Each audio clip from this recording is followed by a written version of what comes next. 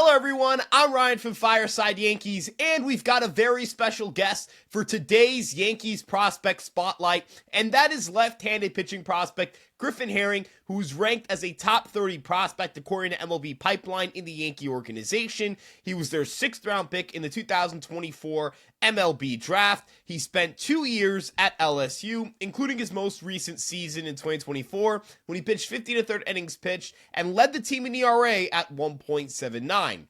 He was also part of their 2023 National Championship team, and so far, he has yet to allow a run through 2 starts, as he struck out 13 batters in 10 1/3 innings pitched with just 3 walks. So we talk a lot about his development, his time at college, his time at LSU, some of the things he's worked on with the Yankee organization, a nasty new pitch he's added to his repertoire, and so much more. So if you enjoyed today's video, make sure you like, comment, subscribe, and turn on the notification bell. We'd really appreciate your continued support. And without further ado, let's get into today's Yankee Prospect Spotlight.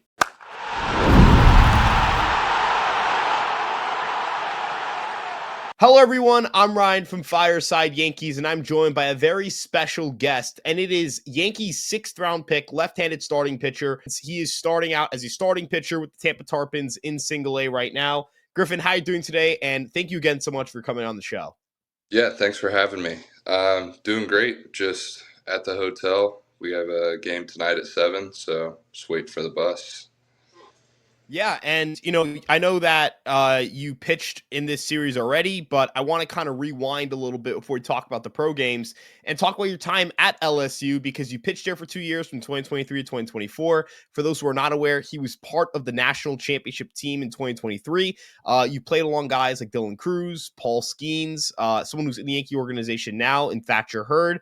Can you talk a little bit about the experience of being an active part of a title-winning team and playing alongside so many teammates who have gotten drafted or will be drafted either this year or next year? Yeah, I think as a freshman, being a part of that team, it was really surreal, and it was something that I definitely didn't take for granted. I tried to just soak up kind of as much knowledge as I could out of those guys. Paul, even then, before he was like really, really Paul Skeens, he's obviously still extremely talented and extremely smart guy. And so I always, especially on the mental side of the game, tried to pick up a lot from him.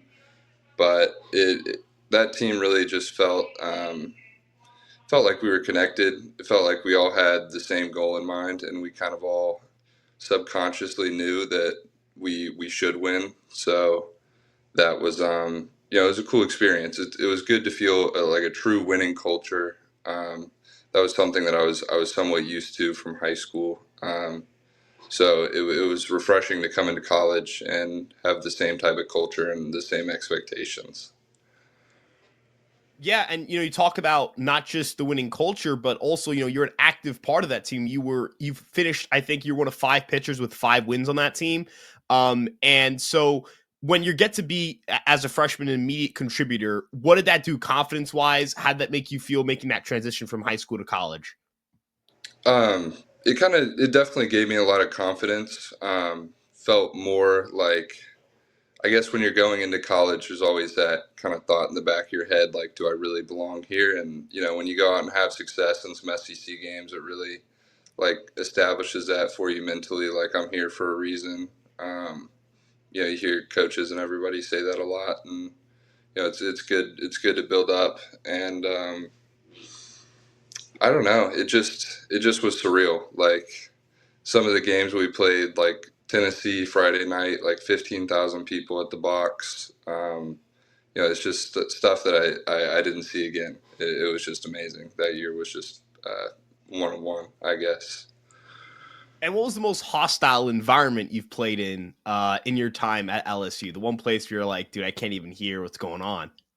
I would say Mississippi State. We opened up at State last year, first SEC series, and I could pretty much feel the mound shaking under me.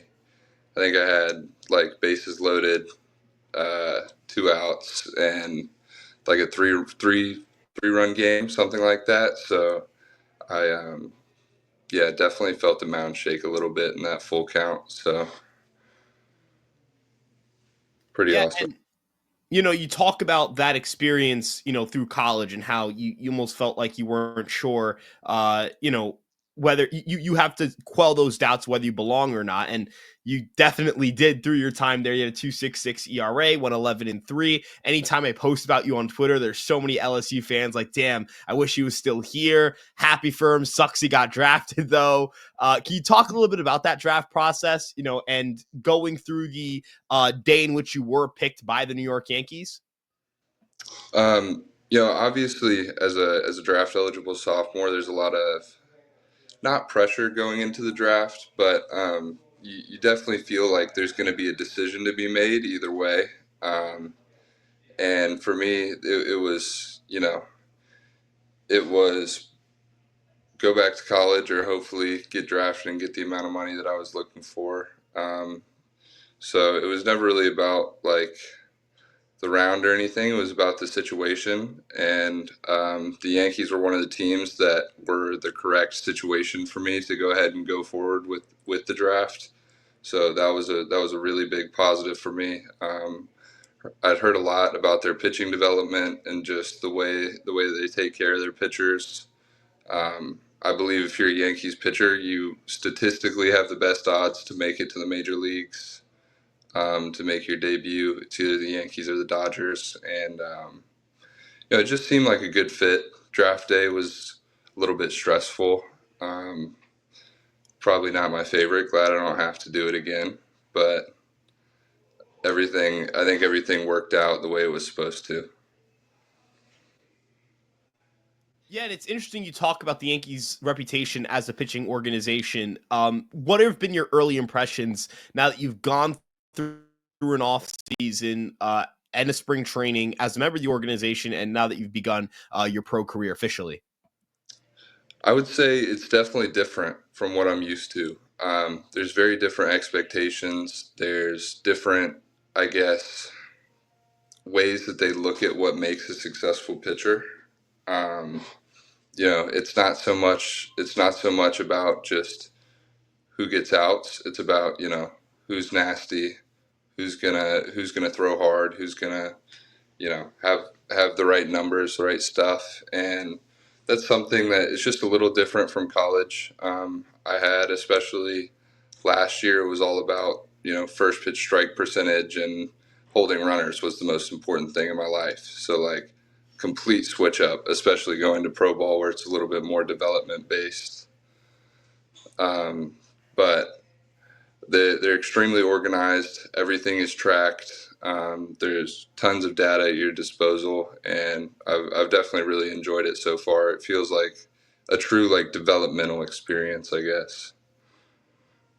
And when you talk about that shift from, maybe a more results oriented situation at the college level versus more of like process and development at the pro level, as a competitor, you're trying to win games, but at the same time, you're also trying to get to the big leagues. How does that balance, how do you handle that balance? How has been that adjustment?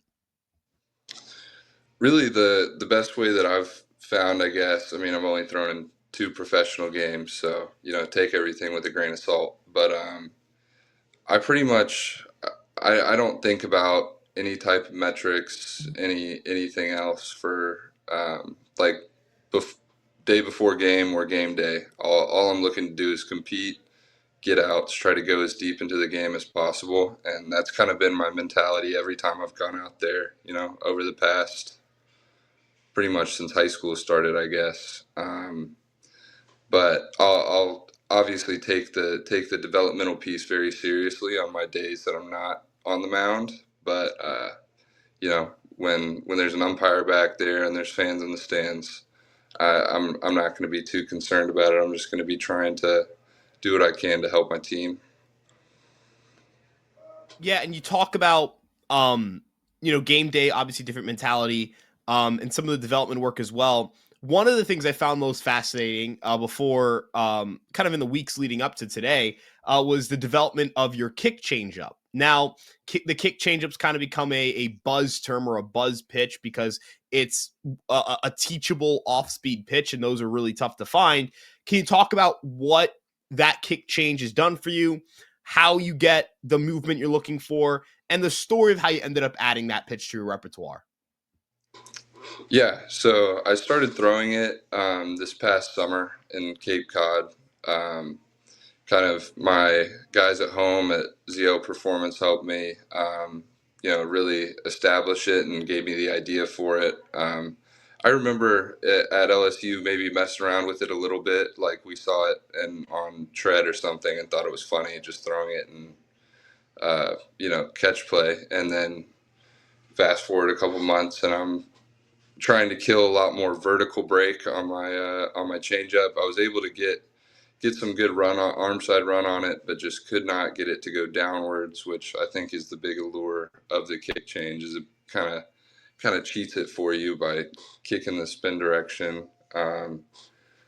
But started throwing it in the Cape, and it just, for me, if a pitch feels comfortable for me, kind of out the gate, it makes it a lot easier for me to develop it. So same thing with my slider. I picked it up and started throwing it in games the same day. Same with the kick change. Just kind of picked it up and started ripping it in bullpens, and it felt good. Took a couple hiccups at the beginning of spring training, but it's in a much better spot now. So it's getting the vert off of the fastball that I need it to, and it's been killing a little bit of speed, but it's mainly just the vertical drop that I'm looking for. And the results early on, you've pitched in 2 pro games, and granted, it's a small sample size because it's 2 games, but having that success early on in your pro career, do you feel like that's a confidence booster for having that new changeup? How do you like? How does that? How do these early results? How do these early results weigh on you? Like, how do you feel knowing that you've had early success, and how does that affect you moving forward? It definitely helps. Definitely helps with confidence, just knowing again, kind of like I said earlier, that I'm here for a reason. Um, Got drafted for a reason, and I think that's big to know in the back of your mind, even if you're not, sitting there telling yourself all the time. But it's good to know in the back of your mind, and it's just even with some success. I mean, both of those outings could have been much better. It still left a lot to be desired for me. Not putting away as many guys in 2 strike counts as I should have in the first outing. Kind of not. I mean, 3 walks in the last outing, didn't get ahead. Strike percentage wasn't great. So there's a lot to improve on every outing, and I think that's just the approach that I'm going to take to each game, and just try to work on one thing each game and get a little bit better. I mean, there's enough games in the season that if I can try to improve one thing every game, then I think I'll be in a pretty good spot by the end of the year. Yeah, I hear a lot of people say like you get 1% better every day, and then you look over a larger sample size and you see massive improvements. Your adjustments haven't just been though, hey, go from high school to college, then go from college to the pros, adding a kick change. You mentioned your slider. Like now you're also a full-time starter. You were more of a reliever in college, not a traditional reliever. You pitched more than 1 inning per outing, but with all these adjustments, and then you add on you're pitching a full season, you're pitching in a full season affiliate. It's longer than the college season, and you're starting. What did you do in the offseason to prepare to adjust for what is a much larger workload than what you're used to? The Yankees gave me a pretty, well, I say very detailed throwing program, so that was a big help. Um, I'd rather not have to, program that kind of stuff myself. I trust them. They're the professionals. They've got all the technology and everything else to give the right information. So I trusted them a lot with my development this off season. Um, Mentally, it's just still pitching. I guess that's the way that I really look at it. I don't try to make it out to be something crazy. I mean, I started all of high school. I threw 87 innings my senior year, so like I've had the workload before, and something that I know I'm prepared for, and I enjoy starting. Um, you just got to do something one day a week. That's a pretty good job. So it's it's a different mentality for sure, where you got to be a little bit more.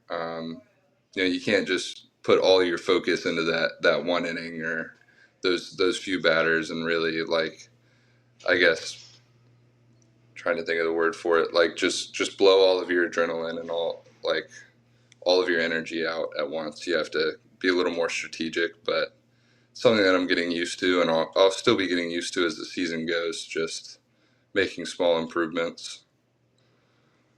And when you talk about making those small improvements, transitioning to a starter, all that stuff, I find it fascinating because you haven't seen a dip in your velocity from your college days. You're sitting right around where you did then, or at least based on what we have publicly tracked. Um, you mentioned the Yankees do prioritize velocity a lot, and you sit around 91 to 92. What makes you feel confident knowing that you're not throwing as hard as some of maybe the top guys in organization, but you're still getting swings and misses? I would say with the velocity, it'll come.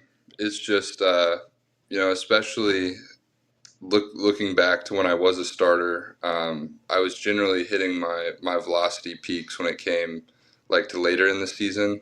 I think that I PR'd in high school on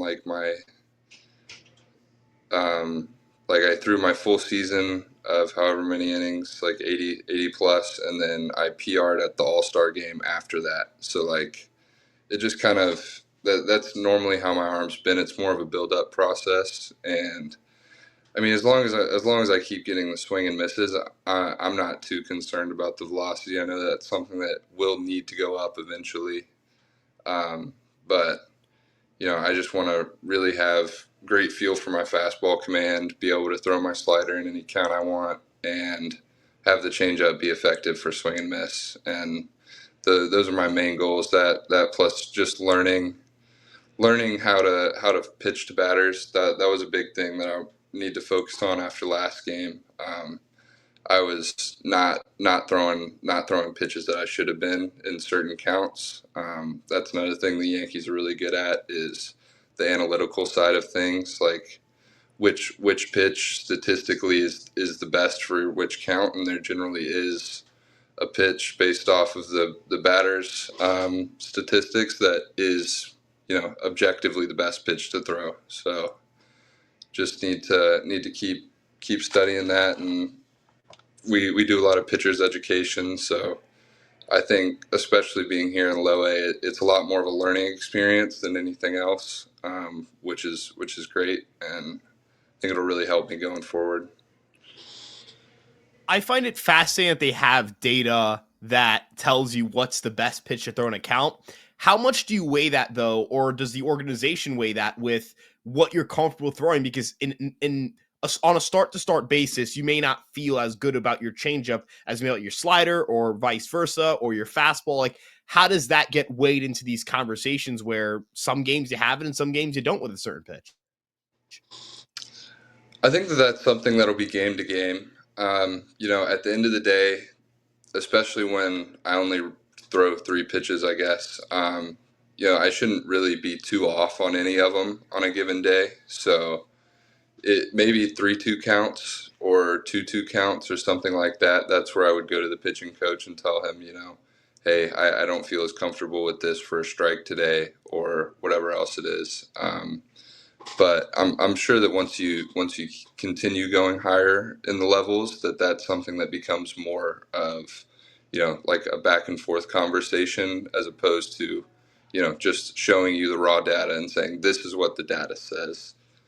I think that it becomes more of a back and forth the higher up you get. And with that in mind, with that education in mind, and as you mentioned, they just kind of present you with a lot of data and they present with a lot of educational stuff. Does it make you feel comfortable like making adjustments and making mistakes and, not maybe executing a pitch, but that the process behind it was there? Does it give you confidence in that regard? Definitely, it's just purely developmental. I say that obviously we're still the team that we have here with the Tarpons, we're 4-3 now, so we're off to not a bad start. Like I know all of our guys take winning, seriously too, but the end of the day, it is about development. So it gives me a lot of confidence just knowing that there's people out there that are looking at data and putting it specifically towards what I need to do, and that means something to me. I don't want to just waste what they're doing or waste my time either. So it's good to have a plan of attack all the time. Yeah, absolutely. And for one final question, I really appreciate you kind of really going in depth with how you and the Yankees, or whether it's you and the Yankees or your time at LSU, delving into the processes behind all this development. But for more of a simple question, but I always find it fun to ask, what is your coolest story from your first spring training with a major league organization? Because this is your first spring. What's your coolest story or your favorite story? Um, I would say luckily I got to back up one big league spring training game this year. So I traveled with the team. We went to Clearwater. Um, it wasn't all of the big league guys, but Goldschmidt was in the locker room with us. He paid our clubby fees for the day. So that was cool to see, and I got to watch Zach Wheeler warm up in the bullpen behind us. So Will Warren in front, and then Zach Wheeler behind. So two great pitchers. Got to watch them go at it. Great crowd in Clearwater. So that was really sweet, and probably just also seeing Aaron Judge like in general in person. I mean, he is massive, way bigger than like the TV does him justice for. You see him hold the door for somebody, and it's just like I don't know, it's just different.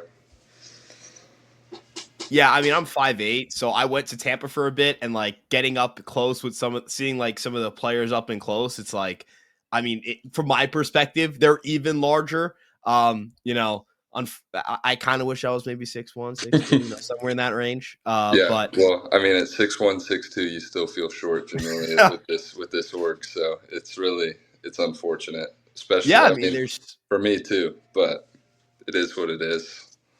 there's so many tall guys. I know he's a level up, but Carlos LaGrange, Spencer Jones in Mm-hmm. Double-A, Aaron Judge on Carlos Stanton. Schlittler's tall. Yeah, he's 6'5", I think, right? Everybody's big. It's Everybody's crazy. big. Well, hey man, not 6'1", 6'2". I think a lot of people would take 6'1", 6'2", man. I think a lot of people would. So, no, I really appreciate you coming on. Thank you so much for your time. Is there anything you want to shout out before we wrap things up? No, I think I'm good. All right, awesome. You guys can, again, watch the Tampa Tarpons to watch Griffin Herring and watch him pitch. He's been really strong to start the year, so really excited to see how you continue to progress. Thank you again for coming on, and we'll see you guys in the next one. Peace out, everybody.